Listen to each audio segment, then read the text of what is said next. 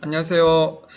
이번 주는 우리 학생들 선생님하고 다시 온라인 수업을 하게 되었습니다. 지난 시간에 했던 교과서 내용을 바로 이어서 나가겠습니다. 오늘 수업한 내용은 독립을 위해 실력 양성에 힘쓰다 이야기 내용이 나오는데, 여러분들 실력 양성 운동은 선생님이 예전에 한번 정리해 준 적이 있을 겁니다. 자, 뭐 어떤 내용이 있었는지 한번 정리해 보죠.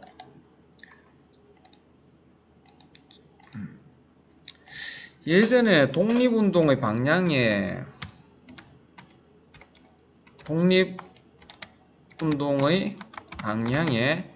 첫 번째는 무장 독립투쟁의 방식이 있었고, 두 번째로 선생님이 실력 양성 운동을 이야기한 적이 있을 겁니다. 실력 양성. 오늘 배우는 실력 양성 운동은 무장 독립투쟁과는 좀 성격이 틀리고, 따져보면 그 민족주의 진영에서 좀 이 물산 장려 운동을 비롯해서 실력 양성 운동을 전개했는데, 따져보면 경제, 교육, 산업을 일으켜서 우리도 일본으로부터 벗어나자 하는 운동이었습니다. 그래서 여기서 오늘 배울 내용이 역시 경제적 성격의 실력 양성 운동인 물산 장려 운동. 그 다음에 뒷페이지에 나오죠. 뒷페이지에 나오는 거 밀립대학 설립운동. 우리도 대학교를 설립하자. 밀립대학 설립. 그 다음에 또 문맹퇴치. 농촌 지역에서 특히 글 못 읽는 사람들이 많았기 때문에 문맹을 퇴치해서 빨리 문맹을 퇴치해야 된다. 문맹 퇴치. 그 다음에 여기 뭐 이런 운동들이 실력 양성 운동에 해당됩니다. 그리고 우리가 앞서 배웠던 뭐 실력 양성 운동을 주 성격이 좀 관련이 있었던 애국 계몽 단체가 있었죠. 신민회, 도산 안창훈 선생님 같은 경우에는 태극서간, 자기회사 등을 설립해서 역시 경제적인 구국운동을 하다가 훗날 만주지역, 간도지역에 무관학교를 설립하는데 자본금도 대주고 했던 적이 있죠. 자, 오늘 여기에 관련된 내용들을 쌤하고 한번 살펴보겠습니다. 일단은 물산장려운동. 3.1운동 이후 일부 지식인들은 일제의 지배에서 벗어나기 위해 먼저 민족의 실력을 키워야 된다고, 먼저 우리가 싸울 것이 아니라 일단은 싸우는 것보다 우리 민족의 실력을 키워야 된다고 보는 입장이죠. 실력 양성 운동. 그래서 이런 국민계몽과 문맹퇴치운동, 밀립대학 설립, 물산장려운동은 실력 양성 운동을 전개하였습니다. 앞선 시기에 배웠을 겁니다. 1920년대 해사령이 폐지되었다 했는데, 1910년대 무단 통치 시기 때 일본이 시행했던 해사령을 20년에 딱 일본이 이걸 폐지한다 했습니다. 선생님이 수업에서 이걸 왜 폐지한다 했죠? 일본 거대 재벌들의 요청에 의해서 1차 세계대전의 승전국으로서 일본은 일본 자국 국내에 막대한 자본을 쌓아놓고 있었습니다. 그러한 자본을 투자처로 일본 거대 재벌이 한국에서 손쉽게 회사를 차릴 수 있게 해달라 하는 요구를 총독부가 들어주었죠. 그리고 이때 일본의 거대 재벌들이 진출할 때 한국과 일본 사이에서는 관세가 철폐된다는 소식이 전해졌습니다. 그러니까 그런 입장에서는 한국인 자본가들이 위기의식이 높아졌다 한데, 왜 높아졌을까요? 일본 제품들이 값싸게 들어온다는 말이 되죠. 따지고 보면 일본이 더 우수한 품질의 좋은 제품들이 싼 가격에 들어온다 하면 그나마 우리 민족 자본가들, 회사를 운영하는 입장의 사람들은 큰 타격이었겠죠. 거기에서 이러한 상황에서 평양에서 일단은 물산장려운동은 시작되었습니다. 조만식 선생님 등이 물산장려운동을 시작하였고, 물산장려운동이 뭐냐 하면 한마디로 국산 제품 쓰자는 겁니다. 우리가 만들어서 우리가 쓰자. 우리가 만들어서 우리 것, 우리 힘, 우리 제조로. 그러니까 품질은 좀 일본 제품보다 떨어질지라도 우리가 빨리 일본의 경제적 예속을 벗어나려 하면 우리 국산품을 애용하자. 그런 운동이었습니다. 이것이 1923년 경성에서도 조선 물산 장려회가 만들어지는 등 물산 장려운동은 전국적으로 퍼져나갔다. 20년에 평양에서 시작됐던 물산 장려운동이 종이친데 잠시 기다리겠습니다. 선생님이 지금 교실에서 이거 녹음을 하고 있습니다. 자, 처음에는 평양에서 시작됐다 하는 것도 좀 키포인트죠. 이런 키포인트들 여러분이 좀 알아둘 필요가 있습니다. 1907년에 있었던 국채보상운동은 대구에서 시작되었고, 일단은 이런 키포인트들은 여러분들이 좀 알아둘 필요가 있겠죠. 자, 물산장려운동은 내 살림 내 것이라는 구호를 내걸고 민족 산업을 보호하고 성장시키기 위해 토산품, 금건저축, 금주, 금연 실천을 강요했습니다. 이 운동은 한때 민중의 폭넓은 공감과 지지를 받았다 했죠. 자, 그런데 이 물산장려운동이 나름대로 성과를 보인 듯 했으나 물산장려운동에 반대하는 우리 국내 사람들도 꽤 있었습니다. 일단은 이 시기가 1920년 이후라 하는 점을 여러분들이 생각하면 20년 이후부터 우리나라에도 사회주의자들이 많이 생겨났다 했죠. 사회주의자들은 이 물산장려운동을 크게 비판하기도 했습니다. 물산장려운동은 점차 소비자들의 외면을 받아 큰 성과를 거두지 못했다 하는데, 그런데 물산장려운동이 왜 이렇게 큰 성과를 거두지 못했을까요? 일단은 아직까지 상품 제조력 측면에서 일본 제품보다는 우리 국산 제품이 좀 따라가지 못했습니다. 그리고 국산 애국심을 이용한 국산품 이용에만 너무 강조했지 상품 가격은 오히려 더 올랐기 때문이죠. 그리고 사회주의자들, 그 당시 상당히 늘어나고 있던 사회주의자들은 이 물산장려운동을 상당히 일단은 자본가들을 배불리는 운동이라고 비난하게 되었습니다.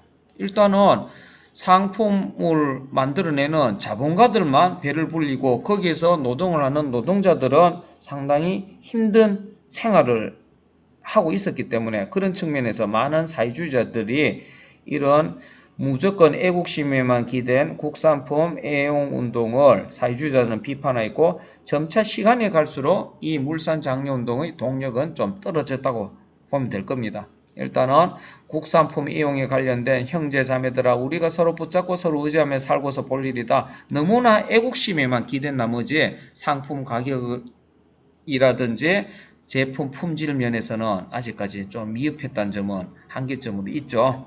결국에는 일부 자본가와 상인들이 상품 가격을 올려 이익을 취하면서 사회주의자들은 더욱 비판을 받게 되면서 동력이 떨어지게 되었습니다. 물산장려운동을 본 다음에 이제 밀립대학 설립운동.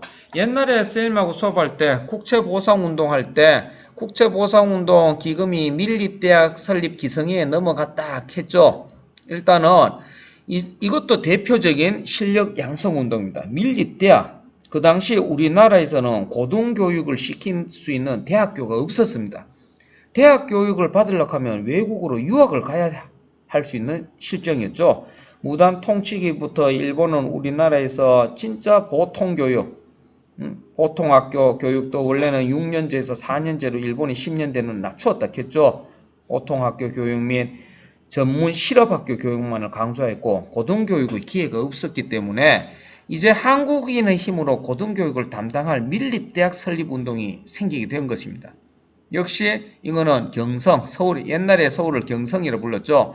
조선교육회의 제안으로 조선밀립대학 기성회가 22년에 만들어졌습니다. 이를 바탕으로 출범한 밀립대학 기성회는 한민족 1천만이 한 사람이 1원씩이라는 구호를 내걸고 전국적인 모금운동을 벌였고, 간도와 하와이 등지에서도 이 모금운동이 전개되었으나 결국에는 이 시기적으로 일제히 계속되는 방해와 탄압, 그리고 이 시기 때 가뭄과 수해 등이 있어서 모금 활동이 어려지면서 큰 성과를 거두지 못했습니다. 그리고 일제가 문화통치 시기죠. 밀립대학 설립운동의 취지가 한풀 꺾였을 때 24년에 일본이 경성제국대학, 오늘날 서울대의 전신이죠. 경성제국대학, 종합대학을 만들어줬으니까 너희들 이제 한국인들 이제 고등교육 충분히 할 수 있다 하면서 밀립대학 설립운동을 완전히 꺾게 됩니다. 한국인의 고등교육에 대한 열기와 불만을 잠재우려고 일본이 경성제국대학을 설립했는데 실제로 그때 선생님이 이야기했을 겁니다. 경성제국대학은 법과대학, 의과대학 두 개 단과대학만 있는 학교였습니다. 그러니까 실제로는 과학기술이라든지 이공계 분야의 발전은 전혀 기대할 수 없는 법대와 의대만 있는 종합대학으로서 일본이 이 대학을 한 개 설립했는데 그때부터 또 이 밀립대학 설립운동은 흐지부지 되었죠. 자, 밀립대학 설립운동도 흐지부지 되었습니다. 그 다음에 세 번째 살펴볼 실력 양성 운동은 문맹 퇴치 운동입니다. 문맹 퇴치가 뭐냐 하면 글 못 읽는 사람들이 상당히 많았습니다. 1910년대 무단 통치 시기 때 일제가 했던 제일 경제적 우리나라 부동산 자산을 뺏기 위해서 했던 토지조사 사업을 일본이 계획했던 이유 중 하나가 우리 일반 민중들이 문맹 지수가 상당히 높았기 때문입니다. 글을 못 읽는 농사 짓는 사람들이 엄청나게 많았습니다. 시골 농촌 같은 경우에는 이래서 특히 농촌 지역에서 문맹 퇴치 운동이 시작됐는데 특히 이거는 신문사들이 주축이 되어서 문맹 퇴치 운동이 일어났습니다. 조선일보가 1929년부터 아는 것이 힘, 배어에 산다라는 표를 내걸고 여름방학에 고향으로 돌아가는 학생들에게 부탁을 했죠. 문자 보고 운동을 전개했습니다. 그래서 조선일보가 한글 교재도 발간하고 농촌에 배부하면서 문맹 퇴치에 큰 성과를 거두었습니다. 그 다음으로 역시 동아일보가 1931년부터 학생 계몽대를 만들어 분화로드 운동을 전개했습니다. 분화로드 운동. 자, 분화로드 운동은 러시아 말로는 민중속으로라는 의미죠. 일단은 이 시기 때 문맹 퇴치 운동은 신문사가 주관이 되어서 많은 학생들에게 부탁을 했습니다. 일단은 학생들이 자기 고향이나 마을로 내려가서 야학을 설립하고 한글을 가르치는 등 미신, 타파, 구습 제거, 근검 절약 등을 강조하면서 농촌 사회를 계몽하려 했던 것이 바로 이 분화로드 운동도 대표적인 농촌 계몽 문맹 퇴치 운동이죠. 그러나 조선 총독부는 분화로드 운동이 민족 운동을 고취할 조짐을 보이자 농민들에게 민족의식을 심어준다는 이유를 구실로 1935년에 총독부가 역시 문맹 퇴치 운동, 특히 분화로드 운동 같은 경우를 금지시켰습니다. 실력 양성 운동의 의의와 한계점을 한번 보겠습니다. 나름대로 우리 민족도 경제적 자립과 근대 교육 보급, 전근대적인 의식과 간섭의 타파, 신문화 건설 등의 바탕으로 우리도 문명 사회로 한번 나가보고자 노력하였으나 일단은 민족의 실력을 키워 민족 독립의 토대를 마련한다는 점에서는 의의가 있다고 볼 수 있습니다. 그러나 이 운동은 일제의 탄압에 너무나 쉽게 무너졌습니다. 그만큼 우리의 내부 기반이 너무나 약했다 하는 점을 알 수 있겠죠. 선실력 양성 후 독립을 내섰지만 점차 실력 양성만을 강조하는 방향으로 바뀌어갔습니다. 그러면서 물산 장려 운동 같은 경우는 국산품 품질 개선에는 신경을 안 쓰고 가격만 올린다든지 그런 경우만 있었죠. 결국에는 너무나 쉽게 밀립대학 설립운동도 일제가 경성제국대학을 설립해 주니까 금세 흐지부지 되었고 농촌 계몽운동도 총독부의 방해로 쉽게 무너졌습니다. 자, 이런 점이 있고 그리고 실력 양성 운동의 또 문제점 중의 하나가 실력 양성 운동은 특히 아까 선생님이 이야기했던 민족주의 계열에서 좀 많이 실력 양성 운동을 강조했습니다. 민족주의 계열. 민족주의 계열은 쉽게 말하면 오늘날로 치면 자본주의 계열이죠. 자본가들. 그런데 점차 이 실력 양성 운동이 점차 이강수, 최린, 김성수 등 일제 이른바 문화총체의 통치에 기대를 걸면서 조선 총독부 아래에 자치정부나 자치의를 만들게 해달라는 자치운동을 전개하게 됐습니다. 자치운동. 이에 대해 비타협적 민족주의자와 사회주의자들은 크게 비판하였다 했죠. 특히 여기 말하는 타협적 민족주의자, 우리가 후에 신가내락하는 단체를 배울 텐데 민족주의 진영에서도 타협적 민족주의 진영과 비타협적 민족주의 진영으로 나뉘게 되는데 그거는 다음에 설명하겠습니다. 일단은 실력 양성에 동참했던 민족주의 자들 중에서 일부가 자치운동, 일본에 어느 정도 협조를 하자. 그리고 우리 자치권을 받아내자. 참정권도 마찬가지입니다. 일본에 협조를 하자. 우리 참정권을 받아내자. 이런 성격을 운동을 성향을 보이는 사람들이 많이 늘어나게 되었습니다. 자, 결국에는 이런 참정권 운동, 자치권 운동 전부 다 나름대로 실력 양성 운동을 하던 민족주의 계열에서 이 사람들이 훗날 많이 친일로 변절하게 되었겠죠. 결국에는 이러한 운동은 아무런 성과 없이 민족주의 세력의 분열을 초래했고, 민족주의 세력의 분열은 타협적 민족주의, 비타협적 민족주의가 있는데, 사회주의자들은 완전히 여기에는 일제하고는 협상을 안 했습니다. 그렇지만 민족주의 진영 중에서 타협적 민족주의자가 여기에 해당되는 겁니다. 타협적 민족주의자가 자치운동과 참정권 운동은. 자, 여기서 쌤하고 여기 탐구활동에 생각을 키우자 한번 해보면 되겠네요. 자, 경성방직 주식회사의 국산품 애용선전. 1910년대 해사령이 설립됐을 때 우리나라 민족 자본이 그나마 할 수 있는 단순 사업은 그냥 모직 사업이라고 했죠. 경성방직 주식회사, 옷 만드는 회사였습니다. 옷 만들거나 아주 기초적인 제조업을 허용해서 이런 회사들이 설립되게 되었는데, 자, 자료 1, 3을 내용을 바탕으로 각각 빈칸에 알맞은 제목을 써보면, 여러분들 여기는 한번 무슨 내용을 적으면 될까요? 여기에는 우리가 우리 손에 산업의 권리 생활 제일 조건을 장악하지 않으면, 그리고 마지막에 보면 조선 사람을 단결하여 그 쓰는 물건은 스스로 제작하여 공급하기를 목적하느라. 다시 보면 이거 물산 장려 운동이죠. 여기에 한 가지 표를 내세운다 하면 요 정도를 내세워도 되겠네요. 요 정도를 조선 사람이 지은 거, 조선 사람이 만든 물품, 물품 쓰자 이 정도. 이거는 정답이 있는 거 아닙니다. 여러분들 개인적인 국산품 애용에 관련된 내용을 적으면 되겠네요. 여기는 물산 장려 운동과 관련된 내용이니까. 대학을 세워 고등교육을 실시하자. 이거는 밀립대학 설립 운동이라고 하는 것을 알겠죠. 자, 그리고 이거는 34년에 조선일보에서 어떤 내용이냐 한번 보면, 오늘날 한국인에게 무엇 하나 필요하지 않은 것이 없다. 그러나 가장 필요한 것을 들자면 지식 보급일 것이다. 지식이 없이는 산업이나 건강, 도덕의 발달할 수 없다. 그리고 마지막에 조선의 현실에서 간결하고 쉬운 문자의 보급은 민족이 가질 최대의 긴급한 일이다. 이거는 한마디로 문명퇴치 운동이죠. 문명퇴치 운동의 제일 대표적인 문명퇴치 운동의 제일 대표적인 문구를 한 개 만들어 보자 하면, 문명퇴치에서 필요한 거는 앞에도 놨을 건다. 아는 것이 힘, 아는 것이 힘. 열심히 배우자. 배워야 산다. 요 정도 구절이 들어가는 것이 취지에 맞겠죠. 이거는 문명퇴치 운동, 밀립대학 자료 2는 밀립대학 설립운동, 자료 1은 물산장려 운동과 관련된 내용이라고 하는 것을 알면 되겠죠.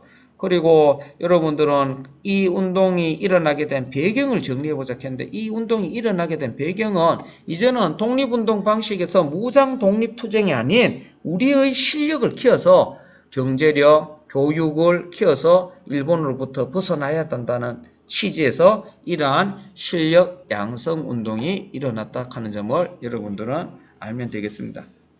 여기서 춘원, 이강수 같은 인물들이 제일 대표적인 자치론자로 변모하게 됐는데, 친일로 좀 변한 사람입니다. 춘원, 이강수 같은 이런 내용들 한번 읽어보면 되겠습니다.